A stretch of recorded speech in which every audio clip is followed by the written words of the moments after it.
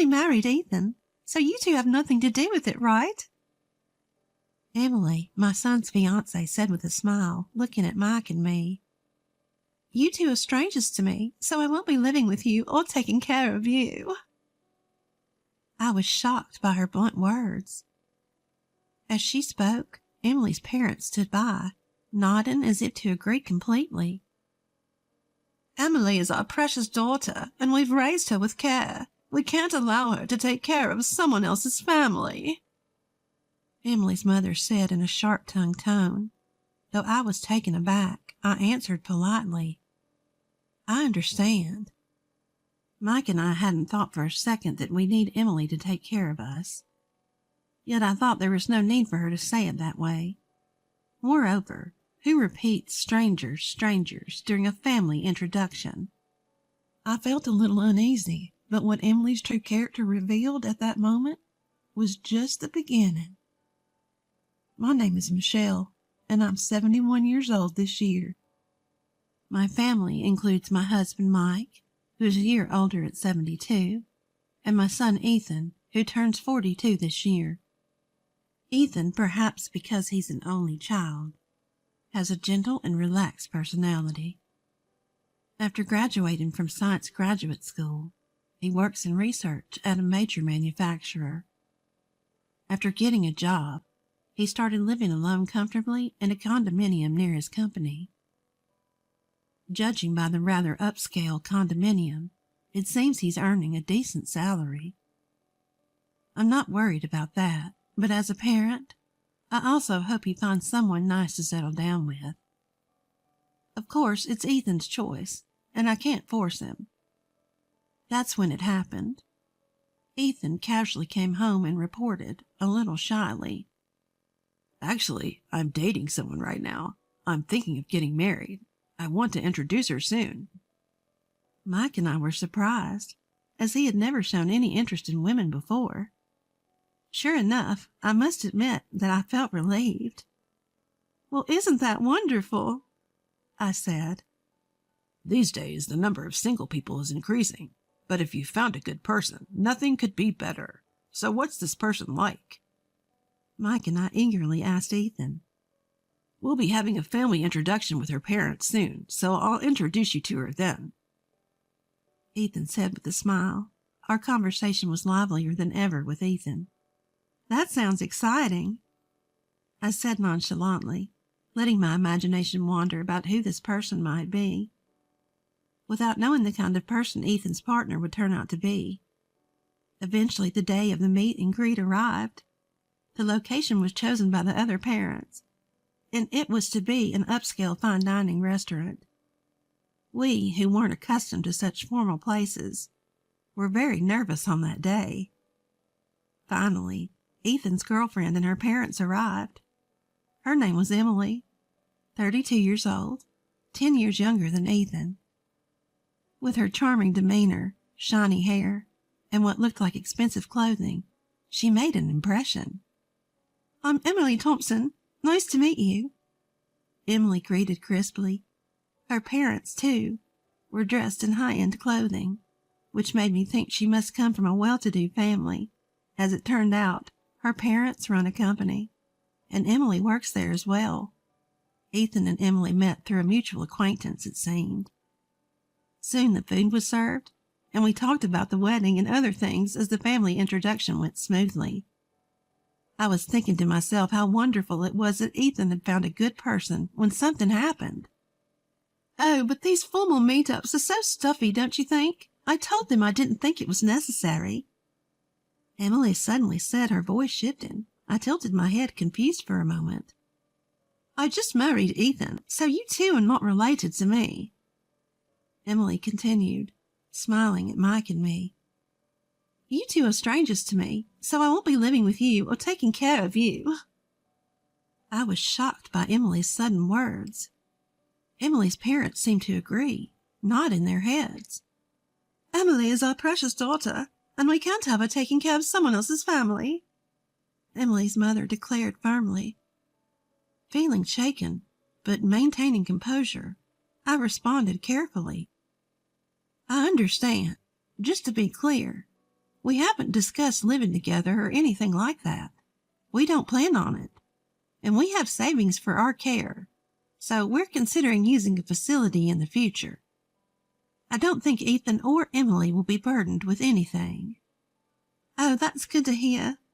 I could never change someone else's diapers or anything like that," Emily said, her face beaming. Mike and I were at a loss for words, exchanging glances. Certainly the issue of living together and caregiving can be burdensome for young people. We had already discussed that we didn't intend to rely on Ethan in the future, and planned to enter a caregiving facility. Even though Emily and her parents didn't know this, I was internally frustrated by her intentionally tactless way of speaking. And after the family introduction was over on our way home, Ethan came running up to us panicked. "Mom, Dad, I'm sorry about what Emily said earlier. I think she was just nervous. Maybe she said too much because of that."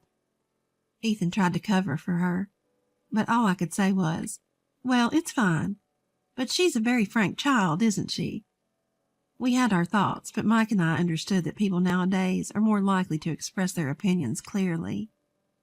However, Emily's words and actions seemed to escalate from there.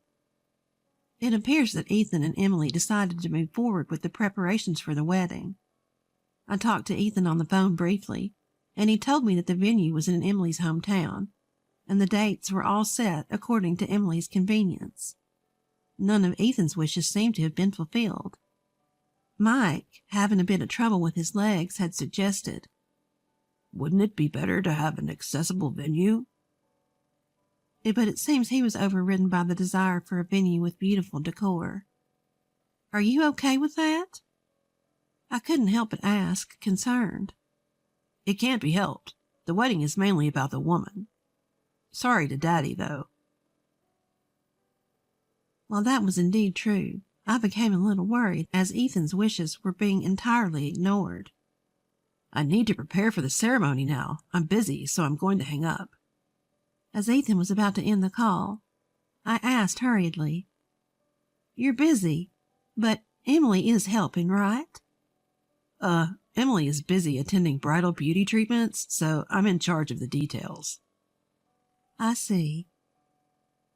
I had thought not to interfere in their affairs, but something seemed off. Since they said they'd come to our house on their next day off to discuss the wedding, I thought about taking the opportunity to talk to Emily a little. I don't intend to be nagging or intrusive, but since Emily is marrying my son, I thought that if I could get to know her better, I might see her good side. And so the weekend arrived. As planned, the two of them came over to our house. After chatting for a while, Ethan and Mike went out to the porch to smoke, leaving the room. Only Emily and I were left in the living room. I thought this was a good opportunity, so I spoke to Emily with a smile. "Emily, Ethan really loves hamburgers. I think he'd be delighted if you made them for him once in a while, or maybe you've already done that." When I said that, Emily opened her mouth seemingly uninterested. Is that so? I hate cooking, so I won't make it, you know. It's messy, and my parents told me I don't have to do such a thing. I prefer to eat at nice restaurants, and I don't like hamburgers, so I'd rather have pasta every day." I was stunned by her response for a moment. What was this woman talking about? "Well, Emily, you're working too, so cooking every day must be hard, so it's good to eat out once in a while." I finally managed to say that, but Emily continued. "That's what I'm saying. I'm not going to cook at all. I don't want to do anything so bothersome. Ha! And don't worry. I plan to hire a housekeeper for all the other chores. I mean, I'm going to quit my job once we're married." What? I was starting to lose comprehension. I felt a headache coming on. "If you're quitting your job and not doing household chores, how will you pay that housekeeper?" Emily said smugly. "Of course, Ethan will be paying for that. Ha! I'll be busy hanging out with the friends. but taking piano lessons is part of my hobbies. I don't have time for work or housework. That's why Ethan needs to earn more. To be honest, his salary is a little less than I thought. I feel like he's not trying hard enough. I want to tell him to work harder. I was at a loss for words and looked down silent. As I was doing so, Ethan and Mike returned, and the conversation was interrupted. After seeing Ethan and Emily off at the front door, I stood there filled with frustration and confusion. I knew Emily was an honest person, but would she really say all that? Or was Emily just using Ethan? Doubts rapidly spread in my mind. Mike, noticing my expression, asked me what had happened. I told him everything. Mike seemed to have the same thoughts. I thought it was odd when we met at that upscale fine dining restaurant, but saying all that, is Ethan okay? I talked to Ethan, but it seems like Emily has managed to convince him. I don't think anything we say will help. Yeah, I guess so. So we have to have Emily tell us the truth herself. What? I let a smile cross my face. A few days later, I was asked to accompany Emily to her dress fitting. Ethan had said that he couldn't go because of work, so I was called at the last minute. When I appeared, Emily predictably looked displeased. Ugh, why are you coming? Where's Ethan? Ethan got called into work. I answered, and Emily turned away, saying, That's so boring. I was already dumbfounded by Emily's childish attitude. Regaining my composure, I calmly watched Emily as she changed into various dresses. Emily was with Emily's mother, and they were exchanging opinions back and forth. Mom, what do you think of this dress design? I think the previous one was better.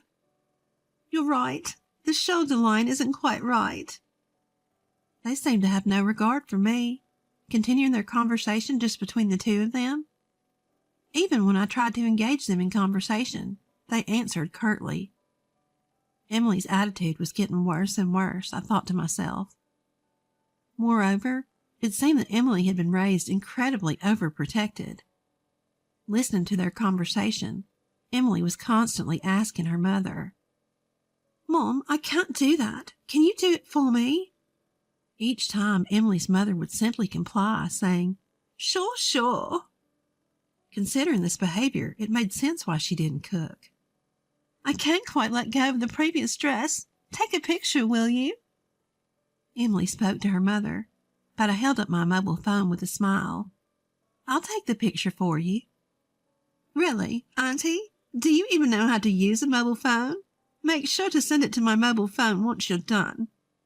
Emily was consistently sharp-tongued. I took a few pictures and then sent them to Emily. At that moment, a staff member in charge of the dresses approached me, so I set my mobile phone on the table. Are you the mother-in-law? This dress is now available at a more affordable price. The staff member quickly started pitching to me.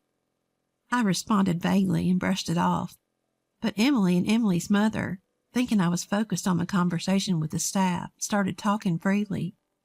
What they were saying was astonishing. Thank goodness we found a good cash cow, huh? Really, I'm glad he seems like a nice person. Yeah, he's a plain and unimpressive guy, but he has a decent income. His income and education are his only redeeming qualities. With that unfashionable appearance, if he couldn't marry me, he'd be single for life. His only worth is to spoil me after all. Emily, you shouldn't speak so bluntly, even if he's a stranger. I say it because he is a stranger. That old lady was showing off too, saying she doesn't need care because she has money. She must be hoarding quite a bit. Anyway, whether there's money or not, I would never do something like caregiving. Changing a stranger's diapers? Absolutely impossible.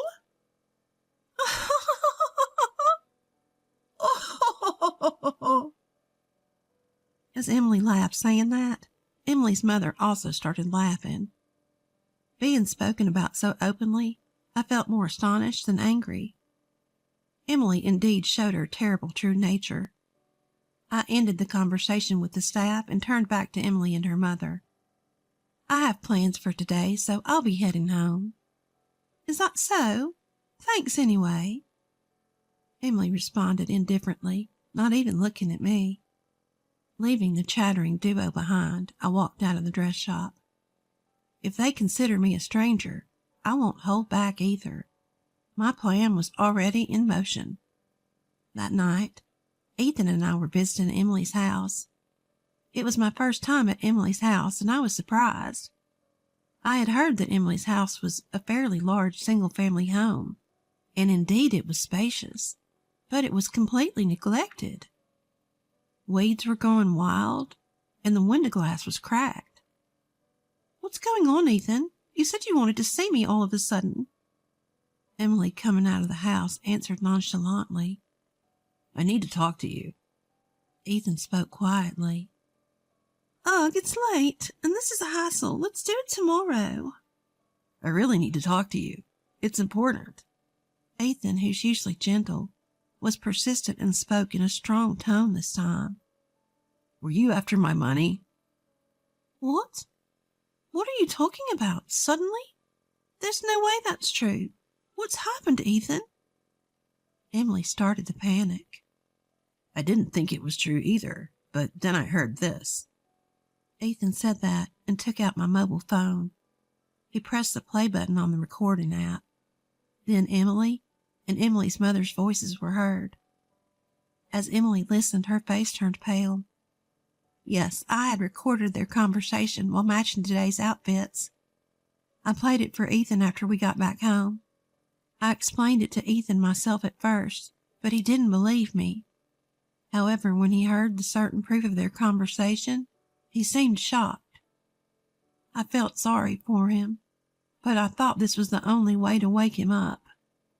The conversation played. They were bad-mouthing Ethan, calling him a money tree and worse. This is some kind of mistake, Emily stammered. Don't make excuses. Emily's shoulders trembled at Ethan's sudden anger. I was surprised, too. I had never seen the unusually mild-mannered Ethan so angry. I'm shocked that you thought of me that way.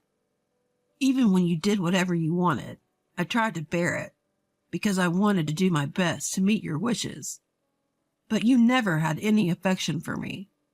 I can't marry someone like that. The engagement is off. I'll cancel the wedding. Ethan stated firmly, and Emily fell silent. Then, just when I thought she had been quieted, she turned on us, glaring. If you found out, it can't be helped. But since you're the one calling off the wedding, you'll pay the cancellation fee and the compensation for breaking the engagement, too. Ethan exclaimed. What? She was a greedy, outrageous woman. However, I calmly told her, Do you think you're in a position to say something like that? Aren't you the one at a disadvantage? I challenged, holding my mobile phone up to Emily. This audio recording is evidence. You clearly stated that you're after my son for his money. You know what will happen if this gets out, right? My words sent Emily into a panic. Wait a minute. Mother-in-law. Mother-in-law? There's no reason for you to call me that. You're just a stranger in the end, aren't you? I laughed at Emily, who was at a loss for words. As you wish. I'll treat you as a stranger forever. I held back on speaking my mind because I thought you would become Ethan's wife. But if you're a stranger, I can say whatever I want. You're a money-hungry, useless woman. Ethan deserves better than someone like you. Emily's face turned bright red, whether from anger or embarrassment, and she trembled violently. Eventually, sensing something was amiss from our exchange, Emily's parents hurried over to us. What's going on here? I responded with a smile to Emily's mother, who asked with a composed face. This marriage is all. It seems your daughter was referring to my son as a cash cow. We'll be billing you for the compensation for the broken engagement and the cancellation fee for the venue." Emily's parents turned pale at my words and began to stammer excuses. But I had said all I needed to say, and we had no more business in this house. "Let's go," I urged Ethan, preparing to leave Emily's house. But before we left, I turned back to her parents and added one more thing. "Oh, by the way, it seems you've been neglecting the care of your home. It's unbearable to look at. Perhaps you should focus on that instead of expensive clothing." With those final words, Emily and her parents were left speechless. Without looking back, we briskly left Emily's house behind. After that, Ethan and I quickly sought legal representation and demanded compensation from Emily's family. It was for the compensation of the broken engagement and the cancellation fee for the wedding venue. In such cases, disputes often arise, hinging on he said, she said. But thanks to the recorded evidence, the process went smoothly. We won the case, and Emily's family was burdened with debt. Later on, we heard that Emily's parents' company had already gone bankrupt. They used to be wealthy, living in a large house with a housekeeper and enjoying a carefree lifestyle. But a few years ago, with the economy taking a downturn, her father's company went under. They had been struggling financially, as could be seen from the condition of their dilapidated house. Yet Emily's family couldn't give up their flashy lifestyle. Even after going bankrupt, they kept up appearances, pretending to run a business, and never stopped wearing expensive items. Emily seemed to have hardly worked at all. After her parents' company went under, working outside the home was never an option for her. She tirelessly sought someone who could lavish her with luxuries on her parents' behalf, running around introducing herself to various people in search of a partner. She claimed to be a company president and played the part of a refined lady with her whole family. But her true nature was seen through by Ethan, her finally found partner, and the engagement was called off.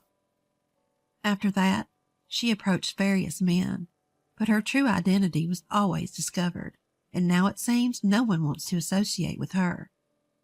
Ethan heard rumors from acquaintances about how the whole family was in dire straits. As for Ethan's life afterwards, after a few years, he met a wonderful person, and they married right away. She's an honest, kind, and loving woman. With her, there's nothing to worry about, he thinks. Even though a lot has happened, I'm truly glad that Ethan has found happiness. Every time I see Ethan's calm smile, both Mike and I feel a sense of joy.